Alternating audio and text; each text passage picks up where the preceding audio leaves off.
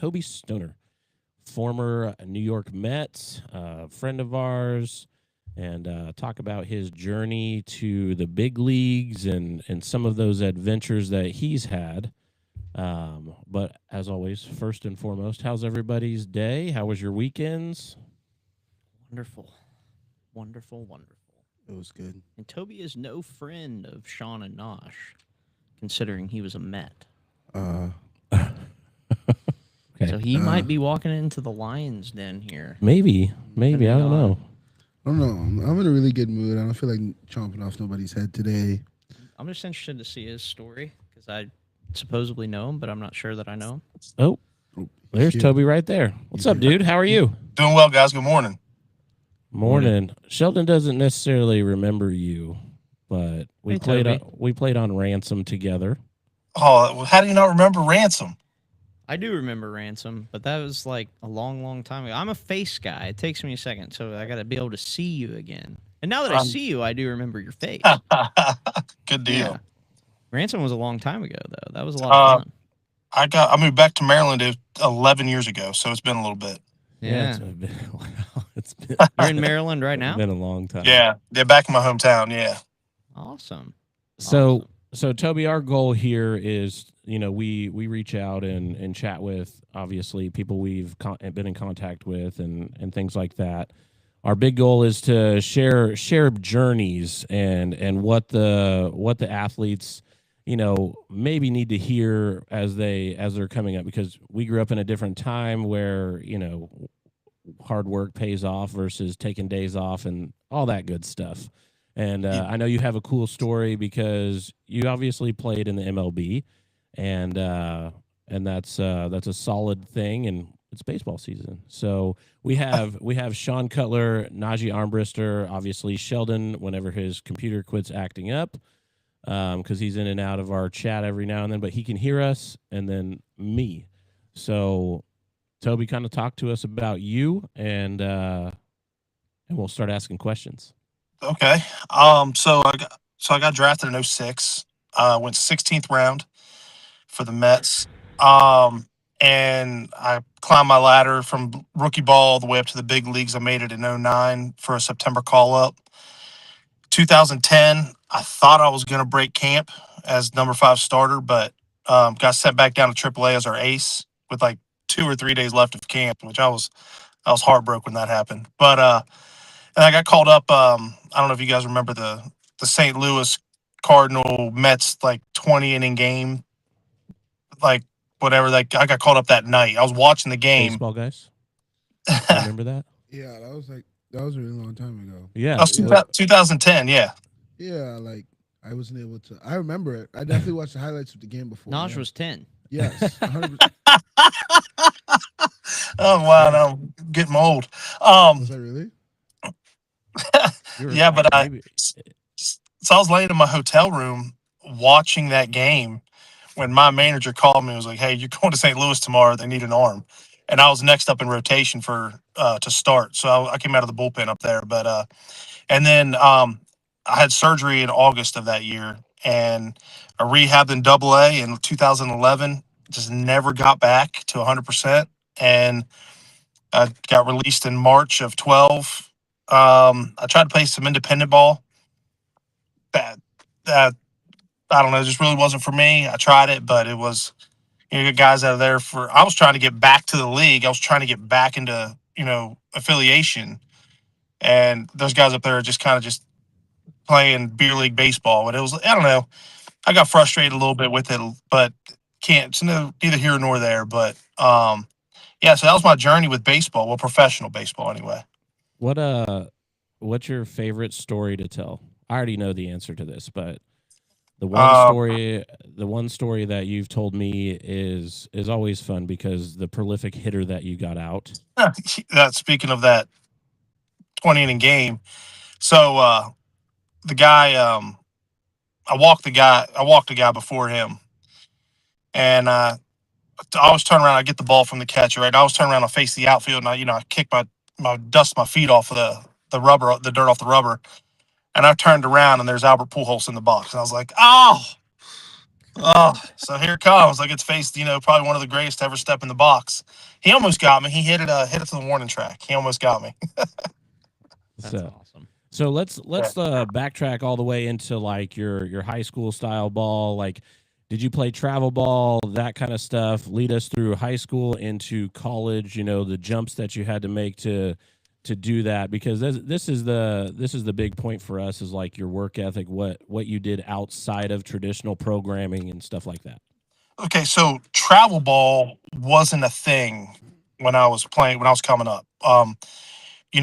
We have a local little league. You had the minor league, and it's all one park really. So you got a small field, and you got the little league field, and right beside it you have the senior league field, which is 60 feet, 90 feet bases.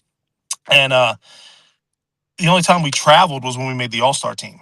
So we didn't have our league, and then next weekend you got to go travel somewhere downstate or across country or wherever to play. The only time we traveled was when it was All Stars. Everything we did growing up was in house in the town. We had so many kids out and so many teams. The park was rocking all the time. But so played at different levels. And another thing, and I don't know how things are out there in Kansas or in different states, but when I got 9 years old is when I started little league. Like I played against 12-year-olds. We were on the same field. I had to face a 12-year-old pitcher as a 9-year-old. I had to throw. I had to pitch to 12-year-olds as a 9-year-old. It was you played in that age bracket. And then when I went up to we called it senior league. We went up to that next level, which was the 60 feet pitching, 90 feet bases. It was 13 to 16. Like I was facing 16-year-olds as a 13-year-old. Which I really believe that helped me get better. Playing up. Now I hear about, kids playing 10U, 11U, 12U, or whatever. They're staying in that age bracket, which is fine. I just don't know anything about that because I've always played. I played little league from 9 to 12, played the whole way. Senior league 13 to 16, and then from that you went to high school and then you played Legion ball and stuff like that. But then going into, I was never, you talk about work ethic and stuff like that. I was never. Listen, I was a freshman in high school at 130 pounds. I was not big. I didn't hit a growth spurt until probably after high school. Like I graduated high school at 175 pounds and still wasn't that big. That's not huge. But I love the game, and I didn't let anybody beat me when I played it. I wanted to learn every position. I wanted to be the best at every position. Um, Going out on my dad would wake me up at 7, 8 o'clock in the morning on summer mornings, and we go out to the ball field. And I was taking ground balls, I was taking fly balls, I was pitching, I was hitting. If I missed a ground ball, I had to run out to the outfield to get it. I threw it back in, and then by the time my dad's hitting me a pop up, that I had to run from left field to right field and dive to catch it. Like it was just all about work, work, work, but it was fun work. It was because I love the game, so it was. I felt like I was playing the whole time. It was awesome. When you were in high school, did you play multiple sports, or were you just a single sport athlete pretty much the whole time? I played baseball and football. Okay, Yeah. gotcha. And again, for people listening, I strongly encourage multiple sport. Strongly encourage it. I'm 100% behind that. Um, because I mean, one of two things. If you're just baseball, baseball, baseball, or basketball, basketball, or football, football, football, and that's all you're doing, you could get burnt out.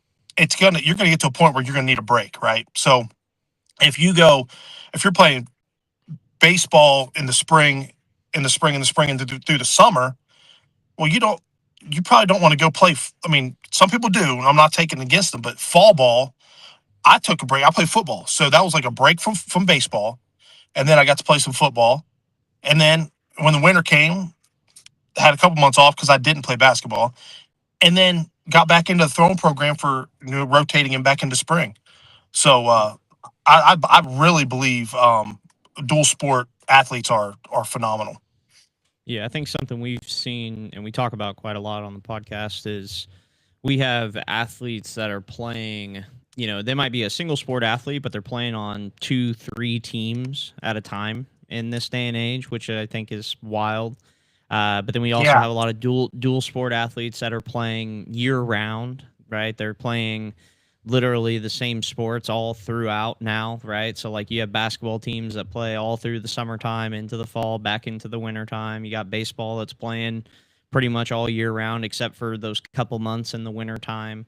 So there's just everybody's kind of teeter-tottering. You're either on one end of the scale or the other. It doesn't seem like there's as many people that are kind of in the middle, where it's like they're taking time for development, they're taking time to try new things and do different things. There's a lot of like way over the top, and then there's a lot of people that aren't doing nearly enough, and you know that in between, trying to find that balance kind of seems like sometimes that's kind of going by the wayside. So we talk about that quite often. Obviously, you know, we run a performance enhancement school here, so we do a lot of athletic development, and we work with kids, you know, understanding their bodies, you know, getting faster, getting stronger, that type of stuff, and utilizing the time between, you know, their sports schedules to be able to try and put them on the right track to be able to develop athletically. So that kind of leads me into my question was, you know, when did you start, you know, really starting to take that side of things seriously, right? Like, so in high school, you said,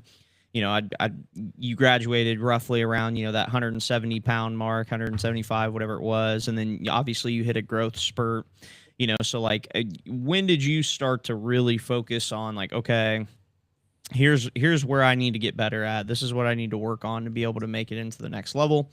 And then what was kind of your thought process behind that? I never hit I never had a time frame in my life where I was like, I'm going to work harder, faster, stronger. It was, I always put the work in. But when it became like a routine, like a regiment, was when I went to junior college. Like that was a big leap.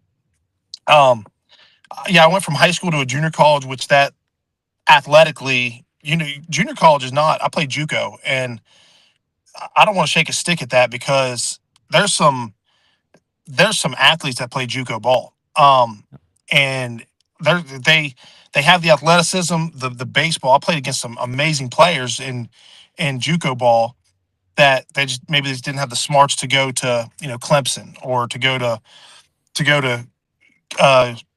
KU, or to go to, you know, Vanderbilt. They didn't have the brains to go to those D1 schools and held at that scholastic level, but they could play beside anybody on the field. And again, that's when I feel like that's when it went from like a, you know, just we got a high school team, we're pretty good, to now everybody on that college team was they're there to play. They're not there just because. You know, a lot of people play high school ball now or for the social aspect. Well, my buddies play, so I'm going to play, or I just want to, you know, I want to get the uniforms, or I want the sweatsuits, or I want to go play. I want to travel, whatever. But when you get to college, it's like that's work. You're there for a reason, especially if you're on scholarship. That you're getting paid now. At today's game is a whole different ball game, but you're getting scholarship to play baseball there. So now you need to deliver, and you got to do what you got to do to make that happen. So I think when it became, if you want to call it a man's sport, is when I hit college. Because that's, again, I was 17 when I graduated high school, so I went right into college, and I'm playing with 22-year-olds. So where'd you go to JUCO? A local college, Garrett College. Okay, nice. Yeah, it was. I was a JUCO bandit, so I know all about that. JUCO ain't easy. No, it's not. JUCO is hard. Yeah, I mean, it's a grind, and Yep. those dudes are there. I mean, it's I don't know. Like JUCO to me is about, my example is like, it's about as close to, you know, military training without it being in the military. Facts. Like That's fine. there's a coach on every JUCO roster out there on that staff that their job is just to try and kill you, basically. Yeah. So, and they just never stop. So it's wild, but you know, and like you said, I think it's where you decide very, very quickly whether or not the sport that you say you love, if you really love it or not, because you're going to Yeah. get exposed pretty fast. I mean, we had more guys quit in the fall than any team that I had ever been a part of. It was just like, hey, where'd that kid go today? And they're like, oh no, he quit. And it's like, That- what? Like, that's bro, it's day separating the- 2. That's Like, separating the guys who want to be there and do what it takes to be there. You're gonna, I mean, bluntly, it sucks. It Yeah. does. Like I remember you said day 2. You're like, where'd he go? Day 1, I promise you, I can't make this up. My coach was a jacked. He ran every day. His son, a couple years younger than me, wrestler. They ran miles daily. Like that's what they did, right? So we're right across the street from where my field was. There was this long road driveway, and it essed up and it hit this incline, which was probably, if I was 75 yards, but it was an incline. Like I'd be scared to come down it in wintertime because it's how steep it is. And my coach was like, this was day 1, minute 1. We had our meeting at the dugout, blah blah blah. He's like, all right, guys, we're gonna run up. We're gonna run. I want you to run up, and we're gonna do 7 sprints up that hill, that incline. Walk down, sprint up, walk down. Whenever the last one gets back down, we're running back. Don't let me pass you. I was like, oh my, this is. He told me about this, and I was losing breath. Like I was like, this is real. And in high school, we had a shortstop. He was a stud. I played second base when I didn't pitch, and he played shortstop. And I played shortstop when he pitched, and whatever. But he was good, and he quit day 1. After that run, he never played baseball again. Yep. And he was good. Like he was good, real good. And I was like, you just JUCO is a different world, man. It's wild there. But what did you do? So after JUCO, obviously you were successful there. Had to have done some good things. What was kind of your, next steps from Garrett going into? Did you go to a 4-year? Did you did you get drafted out of there? What happened on the story? So going back to Legion ball, which overlapped with JUCO. So summer ball was Legion, and there's this thing called Hillbilly Hardball Classic in Elkins, West Virginia, about an hour and a half from here. And it's a big tournament, teams from all over, and we play on 2 fields. There's a field in town, and there's a field at the Davis Elkins College where I ended up going to school. But I was the coach, of course, the head coach for the college there. Of course, he's at the field, he's maintaining the field, everything's good during the tournament, and he actually recruited me through that summer ball. I played 2 years there. I think I threw a no-hitter one summer there. Next one, I forget what I did, but I had 2 pitching games that I just dominated, and also I swung the bat. I played positions. I played shortstop for Legion, but he was like, and actually, not toot my own horn, but I just got inducted into the Garrett College Hall of Fame a couple months ago. And congrats! Yeah, that's awesome. Thank you. I appreciate that. So Hall of Famer on here. That's a first. Well, thank you. And but part of my speech was that my college coach, when he went to the athletic director at D&E, he was like, "Listen, I want this kid. I don't know what it is, but he has it. I don't know what it is, but he has it, and I want him." So they end up, scrounging the money to got my scholarship to go there, and he did whatever it took to make it happen. But I had whatever it was, and I still don't know what it is. I felt like I was just out playing the game as hard as I could and playing the game right, and that goes back to my high school coach. Demanded respect the game. Play hard. You didn't wear your hat backwards. You didn't walk on the field. If you're on the field, you're running, you're jogging, you're hustling, you're doing something. You're never walking anywhere. You're never the only time you walk is like when you get your lead, you take your secondary lead, you walk back to the bag if you're not getting thrown out. Like that's it. There's no walking on the field. And he demanded respect. And heck, I'll tell you a quick story. I was in the box right-handed. I hit a one-hopper a laser beam to first base. He one-hop, caught the ball, tagged the base at first base. I didn't get out of the box, but I jogged down to first base. It was the 3rd out of the inning. I jogged at home. It was at our home field, and I jogged to first base. I was out before I got out of the box. I never jogged to first base again. My coach I'm still hearing him yell at me. And this was back in 2002. Like he is still, and he's one of my best friends to this day. And I'm like, I was out before I got out of the box, but I still didn't run. And that he instilled that in me about respect the game. You're playing the game hard. Don't disrespect the game ever. I don't care what level you're at. And that's another thing that bothers me about watching these guys. You watch the college baseball. You watch these guys hit home runs, and they throw their bat up in the air 25 feet, and then they walk to first base. Like, you want to talk about making me mad? I get mad about it because that's not the game that I grew up playing. It's all about that show, and I understand it's entertainment. I get that. I do, but baseball is such a humbling sport. Like, that dude might have hit a home run and threw the bat 25 feet in the air, but he will strike out when that game-winning run is on third, and he's going to walk his butt back to the dugout with his head hanging low because he lost the game it's going to happen.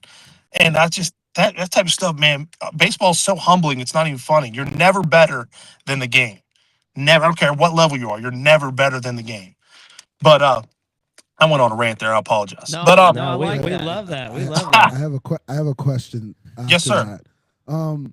Do you feel like, is there any appropriate time to bat flip? That's a quality question. Like, if I walk it off, is that appropriate to do at that time, or do you still feel like that's? Because I agree, there's sometimes kids like kind of overdo it with the bat flip. You know, sometimes you could have a little mini one in there, but some of these kids nowadays overdo it. So I want to know if there's like an appropriate time to do like an emotional bat flip. Listen, That's what I'll call it. I know. I'm an emotional guy. Okay. I'm emotional. Like, if your heart's not in it, you're not emotional. So, or if you're not emotional, your heart's not in it. So you shouldn't be out there on the field anyway. So you got to play with emotion. You got to play with that excitement and that attitude. There's a fine line, and it's a fine line between cocky and confident. Okay.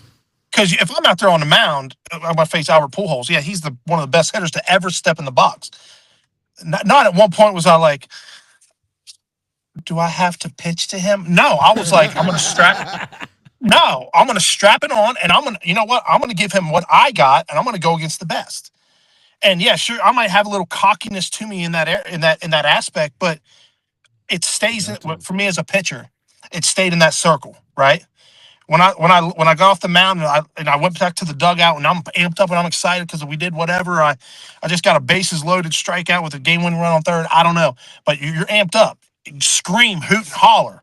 But scream, hoot, and holler get excitement with your team. Don't turn your direction and face that dugout, that your opposing team, and talk crap to them. You know. So going back to your bat flip question, sure. Get excited, like you hit that ball and you know it's gone. You could flip the bat.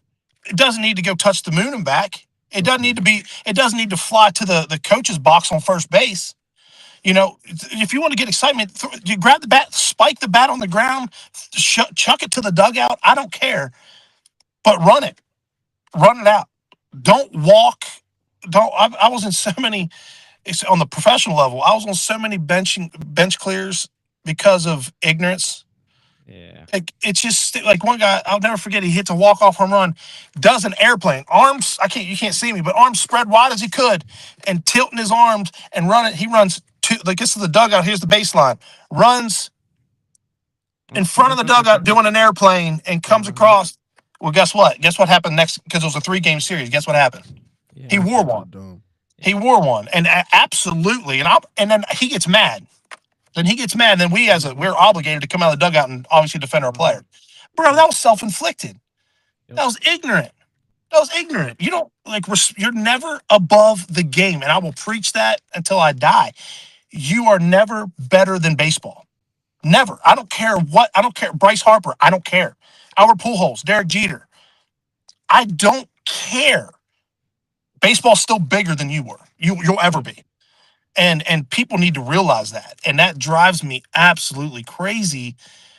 It drives me nuts, man. I could go on days and days and days. Like, it's hard for me to, because baseball is just so special. It's so special.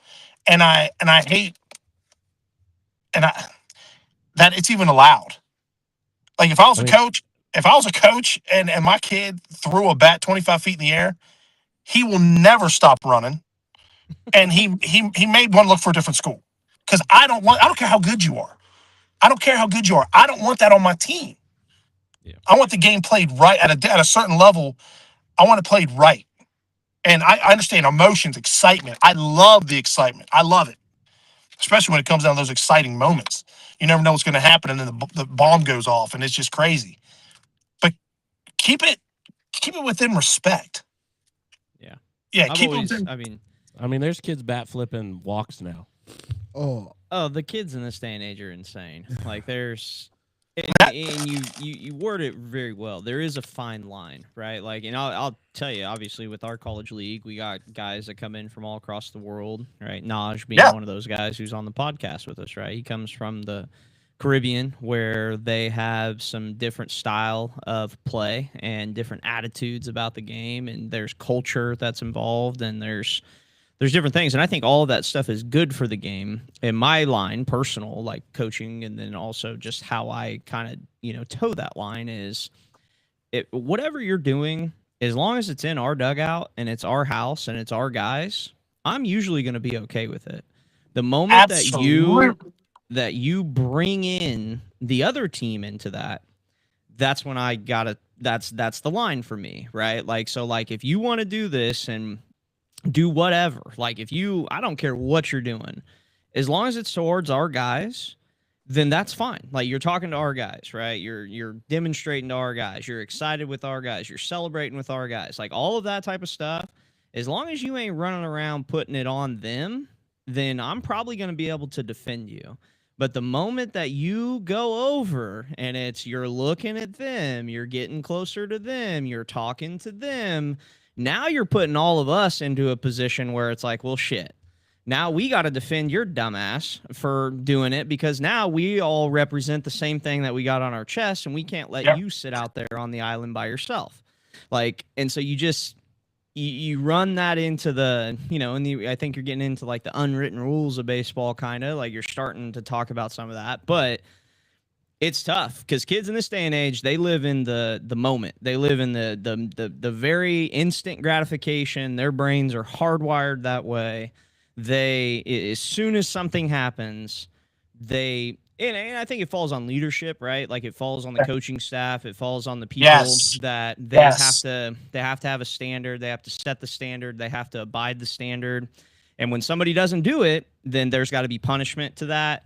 Like, and I think that's where where I see a lot of programs that are failing in these day and ages is because you got these leaders that say it one way, but then do it a different way, or they let certain guys get away with certain things. And then, then that's not a standard at all. So you see all kinds of different stuff, but I love the passion for the game. I love the excitement to it. Like, I think it brings more eyeballs to the game. I think it brings more people around it. But I unequivocally agree with the fact that you got to know where that line is, and you got to keep it with your guys. Like, because there's some, it's like second base celebrations. Like, that's what every team does nowadays. We didn't really do that in my day. Oh. Like, we didn't, we would do little things like looking at the dugouts, getting excited, fist bump, whatever. But like, they got some crazy shit nowadays. Like, it's just like they get to second. Being on the fire hydrant. Yeah, they got all kinds. It's like touchdown celebrations for hitting a double. Like,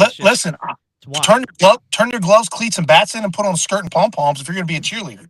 Oh, wow. I like that. If you're going to be a cheerleader, go be a cheerleader. There is a place for you in life to be a cheerleader. But if you want to be a ball player and you want to hype your team up, now you hit it. First of all, let me go back to your pimping the walk. What did you do?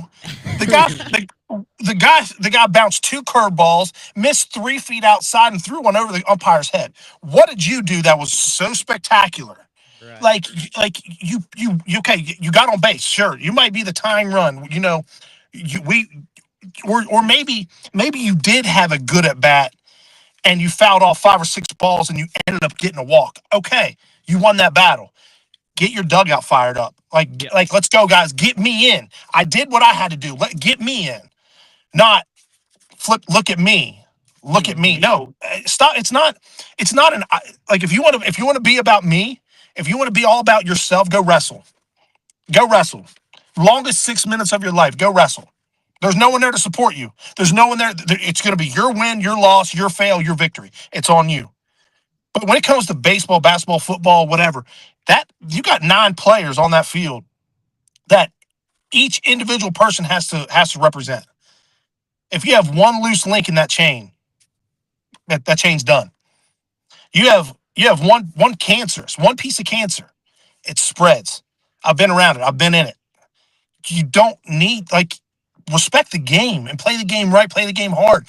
And if you're sitting in there and as a coach, and I got to tell you, hey, you guys going to talk up your team, blah, blah, blah. If I got to tell you, you're not in it. But also at the same time, I want you to get my dugout fired up. I want you to come in chest bumping. I want you to get mad. I want you to be angry. I want you to be excited. I want you to be emotional. But like you said, keep it in our house. Don't take it across the lines. Because now we're having a different conversation. No, it's a distraction too. Absolutely. It takes away everything from what the goal of the team should be. Now we're not worried about what we should be executing and trying to participate in. We're worried about what's our get back. How do we get these guys? And then it just turns into ego. Like you're playing egos at that point, and doesn't usually pan out too well. But no, it doesn't. Let's move on to you getting drafted, obviously going there. Let's talk about that a little bit. So across the table, both Sean and Naj here are big time Yankees fans. So when they heard that you were a Met, they didn't say anything, but I said it. So I figured their blood was boiling a little bit inside. So tell us a little bit about that. Were you drafted by the Mets, straight out the gate? Tell us that kind of story, what that phone call was like. Walk us through that, just the process some. And then how much do you hate the Yankees, I guess? Tell us about them too. Well, let's go to that last question. I've always hated the Yankees. But before I was a Met, and I wish I would have been up there and got established and had full season to do that Subway series. That would have been wild. That would have been awesome. Yeah. Oh, that would have been cool. But no, I got drafted in 06, 16th round. Now, and can I back up to leading up to my getting drafted? And this is for, do you guys have a lot of listeners, a lot of up and coming players? None at all, really, but we're gonna share it.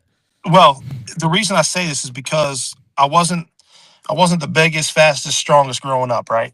And my senior year of college, it was called the WEVIAC, the West Virginia Intercollegiate Athletic Conference. West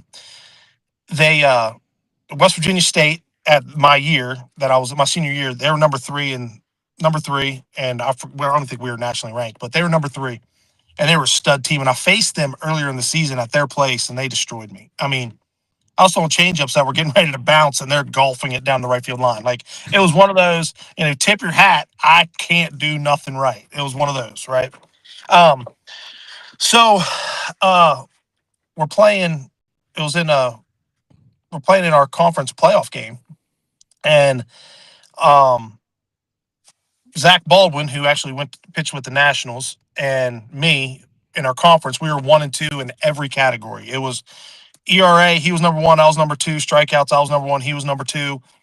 Walks, we were 1 and 2. You couldn't tell who was 1 and who was 2. We were both the heavyweights, and it came down to he and I pitching against each other in our conference playoff.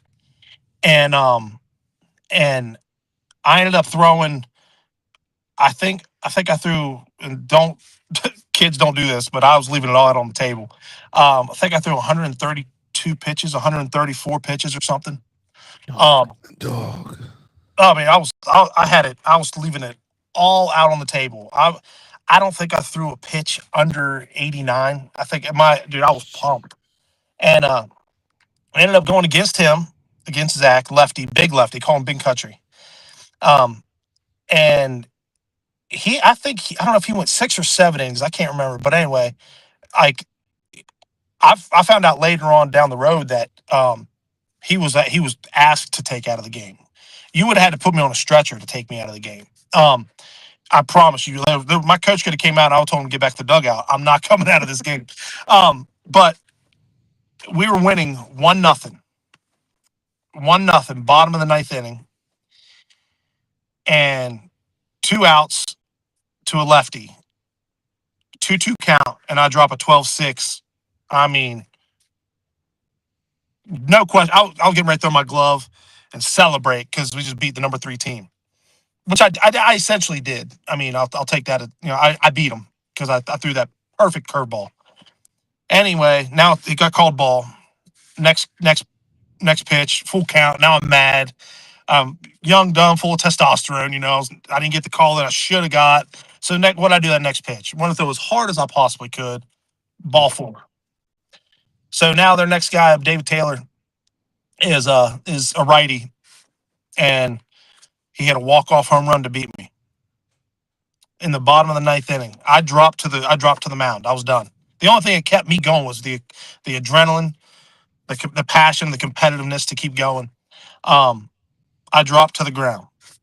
Their coaches, Kyle Bailey, who's now he's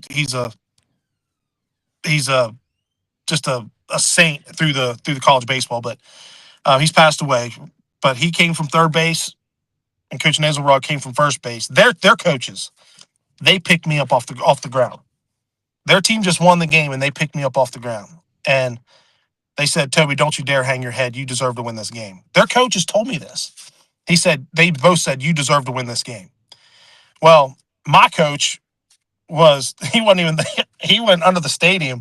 He was looking for the umpire. He was ready to go fight, kill him. I don't know what he was going to do, but he was going to do something. Come to find out, which I didn't know this at the time, which it was irrelevant, but that umpire that was behind the plate was alumni of Cal Bailey, played under him years prior. Didn't know that, which whatever, got a home umpire if you want to call it that. But so that pitch, that 2-2 curveball is, believe it or not, as of about 5 years ago, I spoke to an umpire that was umpiring the bases. That was umpiring the bases of that game. And he said, "Toby, you absolutely, that was 100% strike." But he told me that single pitch was still being talked about in the WEVIAC conference amongst umpires. Still being talked about. And that was back in 2006. So, I mean, 10 years, 11 years, 12 years, 15 years maybe. But anyway, when going through the line, you get a good game, you high five everybody across home plate. Every single one of their players gave me a hug. It wasn't even a high five, it was a hug. Every single one of their players gave me a hug coming through that line. So I'm done. I have nothing left in me. I feel like I got hit by a car. My girlfriend was with me at the time, and she was waiting with me, and she was dragging my bag. I got ice on my elbow with plastic wrap. I got ice on my shoulder. I probably should have called an ambulance, but I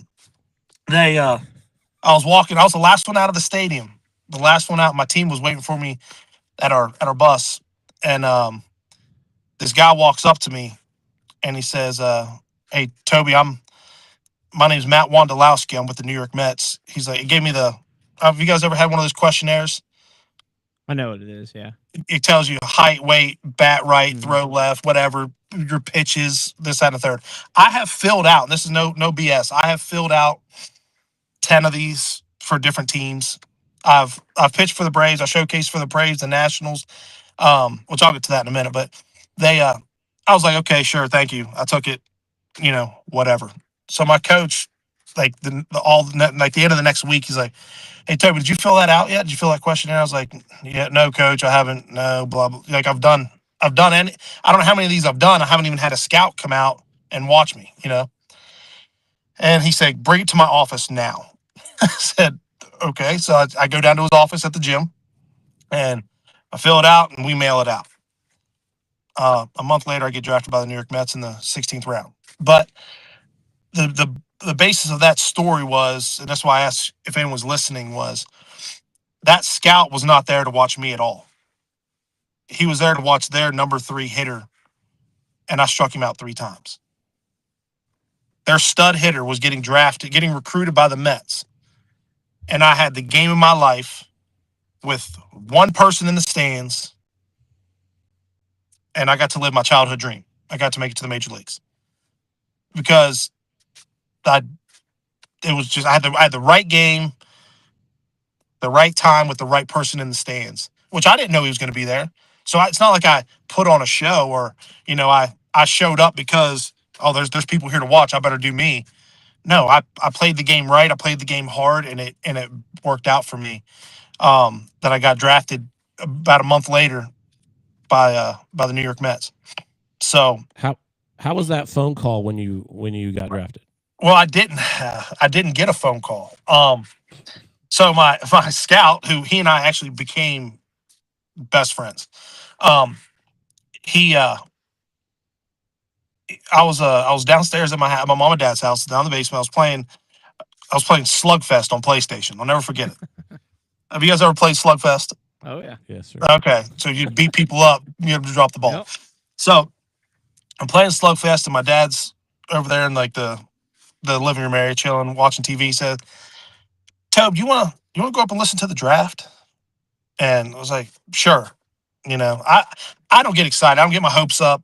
What will be. That's the way I've always been. I never get animated or have expectations. So I was like, "Sure, Dad, let's go."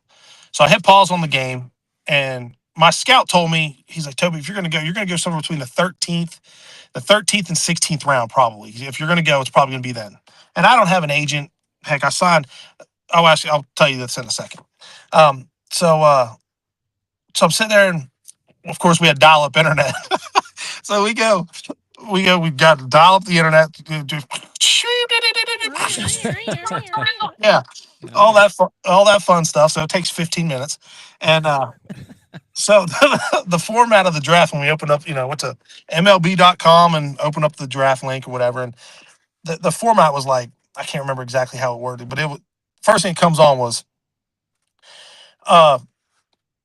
Kansas City Royals select outfielder John Smith, number 53824. Kansas City Royals select outfielder John Smith, whatever. And then it moved to the next, whoever was next in line for the draft pick. So we get up there and we're listening, me, my dad, and my sister just chilling, and it starts cutting out. So it starts, the select, eight, not, but whatever. So we're like, so we close the link, we open the link back up. And we open the link back up, and same thing. So we shut down the internet, shut down the computer, restart the internet or the computer, reboot up the internet. So now we're probably a week behind schedule, and we get the link opened up, and the first I swear to you, it just goes like this: open it up, hit open the link, and it says that concludes the first 15 rounds of the draft. We'll be back in 15 minutes to finish the day. And I'm like, did I go? Did I not go? I don't have a clue. So whatever. All right. So I was like, I'm going back downstairs. I'm going to go down and play Slugfest. So I go back downstairs and I'm playing Slugfest. My dad's back down. He's sitting in the recliner. And I'm sitting there playing.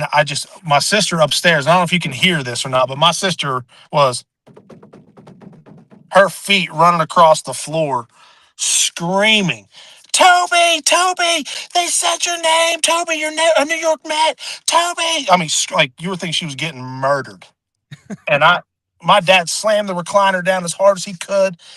I went up there, and let me tell you, I never wanted to speak on a cell phone or a telephone for the next 3 weeks. My phone was ringing with incoming call. My house phone was ringing, incoming call. My dad's cell phone was ringing. I was like, "Thank you so much." Here, okay, thank you. I was passing 3 phones around, just trying to get through everybody calling me and congratulating me for being drafted. Well, going back to the New York Mets, my scout, he's like, "Toby, when it don't matter one day, when it doesn't matter, I'll tell you how you got screwed in the draft room." And he's like, "Right now it don't matter, but I'll tell you when you get older or whatever, when it doesn't matter."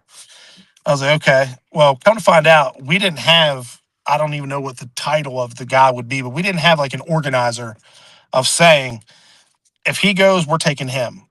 We didn't have anybody that had anything. It was just like, they were just randomly taking crap, right? So if the New York Mets, so the Nationals picked, but right before the Mets picked, and they picked catcher Pat Nichols, who I played summer ball with in '05 in the Valley League, the summer prior, and he was my catcher, or one of my catchers, and he was hugging his mom and dad and everything when he got drafted. Then he heard my name get called in the 16th round, he got picked in the 16th round, one pick before me. So he was hugging his mom and dad whenever they called my name, and got to, experience all that together. Well, I was told that if I did not go with the Mets in that 16th round, I was going to be a National in the 17th. The Nationals were taking me in the 17th, but they took Pat Nichols, the catcher, in the 16th before me. But 16th round, now again, I know things are different now with money and financially in the league and stuff like that. But 16th round, how much do you guys think I signed for it? And Dave, I don't know if I told you this or not, but 25K. 25K. Okay, our Joe Smith was our number one. I don't know if you guys know Joe Smith. Side armor, played with the Indians. These two probably do. I don't know. Yeah. Okay, so he signed for 2.5 as our number one. And I went in the 16th round. That's not that many. That's not very far. But if he went the first round, went 2.5, and I went 16th, what do you think I signed? Dave, you said 25? Mm-hmm. Okay. Sean? $4,000. Yeah, I was gonna say somewhere between 4 and like 5. I signed for $1,000. I signed for a jock strap and an opportunity. Maybe they may have thrown a Snicker. Listen, they maybe threw a Snicker bar in there. I don't know, but real talk was I stayed zero investment. I was a senior sign. I was a senior in college, so it's not like they had to weigh options. It's either I'm going to continue play. I'm going to sign for $1,000, or I'm not going to play professional baseball. So of course I took it. It was $776 after taxes. Yeah, and so when I say I signed for just on a dream, that's what I did, and it goes back to, I love the game and I played it as hard as I could and I played it right, and the cards fell the way they should. Man, that's awesome. That's a really, really cool outlook, number one. But then two, hear it all the time. You hear coaches preach it, and it's a testament to what people are talking about. Of you never know who is going to see you. You never know who's there. You never know who's watching. And like you said, I think more times than not, there's a lot of times that people are there watching other people, and then you get seen. And I've heard that story many and many a times, different ways. But there's always people, and it's a big world and a lot of communications, a lot of different things moving really, really fast. And it's awesome that it worked out that way for you, number one. But then number two, just the fact that the no expectation thing, I think, is awesome as well, because I hear a lot of young players in this day and age where they don't, they think they deserve more than what they're willing to work for. And I think that there's a lot of young people in general out there that think, oh, well, if I'm just around, then it's going to happen, kind of a thing. And it's like, no, that's not necessarily how that's going to work out. You got to be willing to do all of the things, and above all of the things, to just get and fight for opportunities. But then on top of that, you just got to be willing to stay the course and be willing to, fight your way through no matter what the adversity is, no matter what comes your way, and just find ways to compete and keep going and find your way out. But that's amazing, man. That's an awesome story and definitely cool. When you got in with the Mets, do you have any cool, obviously you mentioned the Pujols thing, but as you were kind of going through your training camp and going through that type of stuff, was there any other, on the professional side, any fun things that you could share with us there, in the sense of going through camp and those kind of things, just kind of as we get closer to wrapping up? Just, the leadership that the veterans show. Anybody there? I know you guys talking about age. Anyone know Gary Sheffield? Oh yeah. Yeah. How would we not? Yeah. I'm just checking.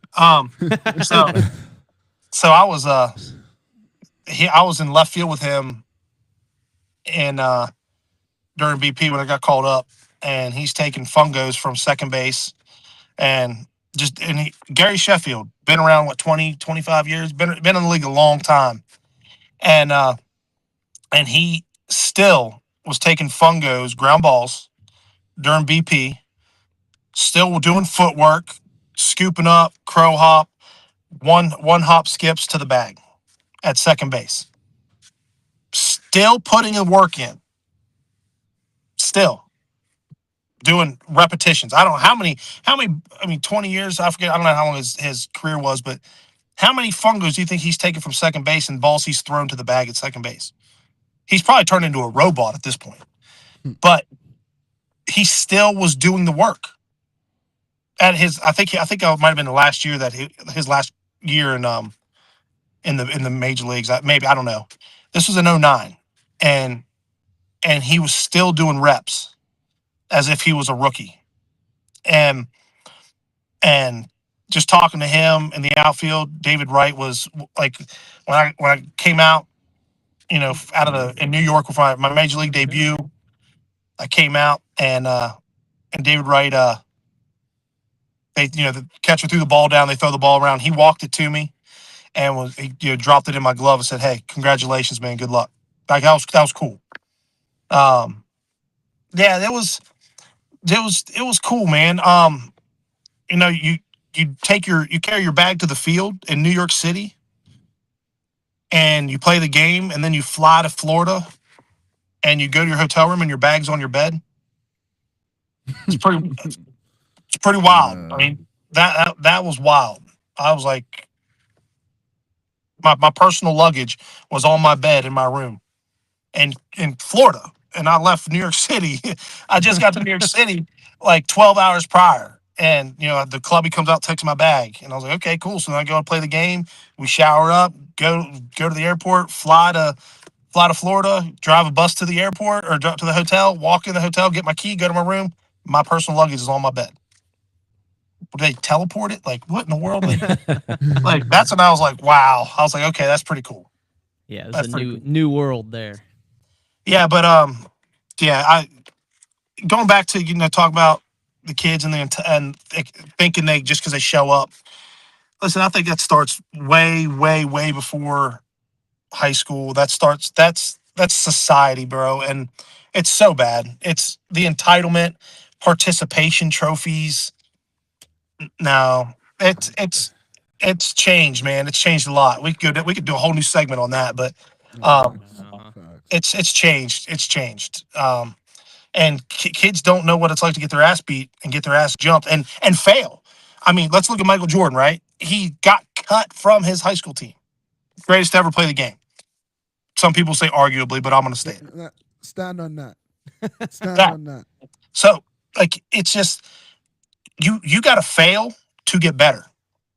You have to feel what it's like to suck. I promise you, you have to be willing to take that suck and be like, okay, I hate this. I need to do better. Instead of, this sucks, I don't like it anymore. And that's what society is. They don't know how to face adversity. And it's gonna, I think it's just, we're soft. It's getting soft, and I hate it. We agree with you. We're all biting our tongues because Yeah, I understand. Yeah, I get it. we would definitely go. Come back another time. Yeah. Hey, check you guys back in. Let me know. I'll talk with you guys all day. This is great. I appreciate you.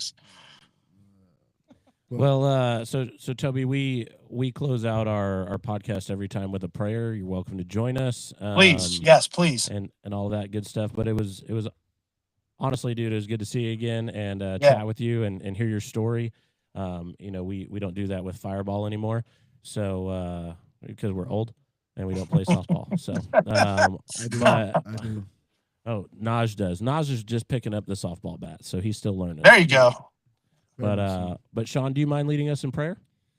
Yeah. Do you really quick? Do you coach a team now? I don't. I'm working at a federal prison right now. And the swing shift, I could show up to work and do 8. I could show up and do 16. I don't know. my high school coach wants, one of the high school coaches want me to coach football. They want me to coach baseball. I can't commit because my schedule doesn't allow it. I'm trying to get to that, 7 to 3, 8 to 4 regiment within the federal prison. I'm trying to get out of the custody part of it, but I can't, it's a federal job, benefits. I can't pass that up right now. So, but I do pitching lessons on the side every now and again, a couple kids here and there. You used to do that full time and when you lived in Derby. Yeah, about hey, real quick, do you guys watch The Voice? Yes. That Jalen Johnston kid? Mhm. I gave him lessons for I don't know how many months. Okay, that's cool. Crazy. Yeah, He does a lot of shows around here still. Yeah, I cried Nice. whenever my guy called and told me he was on The Voice. I cried because that kid couldn't hit a garage door with a baseball if I asked him to. And I'm not lying. I right hand to God. And he got to a point he worked and worked and to a point where he was popping strikes. It was, yeah. I had his school picture on my house when I moved, on my fridge in my house when I moved back home. That's That cool. kid, Cool. Did that he go to kid's Derby? yeah, Oh, yeah. The kid made me so proud, man. Kid, no athletic talent at all, and he was always yes sir, yes ma'am, yes sir, no sir, yes sir. He looked you in the eye. He was a sponge, and he made the high school team. He called and told me he made the high school team. I could have cried. I was like, Might have to see if you can connect us with him. Maybe we can have him on the pod. That'd be fun. I could send him a text right now. Heck yeah, that'd be cool. We communicate. We still stay in touch. But yeah, go. Sorry to Cool. go ahead, guys. No, you're good. No, I just wanted to know that because didn't get there. But, Yeah. All right. Lord, thank you for another day, and thank you for a great weekend, great Sunday yesterday. I pray that everybody had an amazing Resurrection Sunday. But I also pray that that's not just the one day we set aside to celebrate that it's an everyday thing because he's alive every single day, not just one day out of the year, Lord. So I just pray that we recognize that and we worship you every single day because every day is resurrection. Lord, just thank you for Toby taking his time and sharing his story with us. I pray that many people who listen can be impacted by it and take away that how special an opportunity is to play the beautiful game of baseball, and that is the main thing. It's not themselves, but it's baseball and it's the work that you put in, Lord. So thank you for that message from Toby today.